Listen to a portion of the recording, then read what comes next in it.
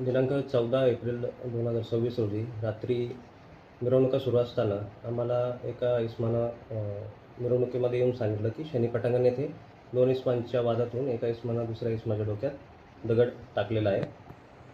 तर जो जखमी इसम होता त्याला तात्काळ उपजिल्हा रुग्णालय येथे येवला येथे पाठवण्यात आलं. तिथे उपचार करून पुढील उपचारासाठी त्याला नाशिक सिव्हिल हॉस्पिटल येथे पाठवण्यात आलं. दरम्यानच्या काळात जखमी इसम कोण आहे त्याचं नाव निष्पन्न करणं हे आव्हान होतं. ते आम्ही रात्रीतून पहाटेपर्यंत त्याचं नाव निष्पन्न केलं. जो इसम उपचारादरम्यान नाशिक येथे मयत झाला.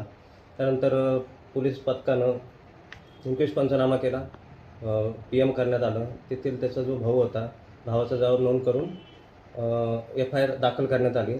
आरोपीचं नाव निष्पन्न झालं होतं रात्रीतून. मग ते इसमाला ताब्यात घेण्यात आलं आणि चौकशी करून त्याचा गुन्ह्यात सहभाग निष्पन्न झाल्याने त्यास अटक करण्यात आली. तर जो इसम आहे आरोपी, त्याचं नाव गौरव राजू घुसर, वय 29 वर्ष, राहणार सुंदरनगर येवला, यास आम्ही ह्या गुन्ह्यामध्ये अटक केलेला आहे. त्याच्यावर पूर्वी एक चोरीचा गुन्हा या पोलीस स्टेशन येथे नोंद आहे.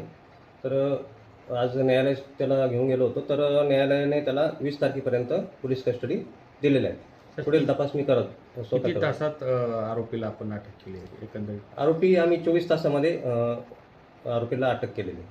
Okay, thank you.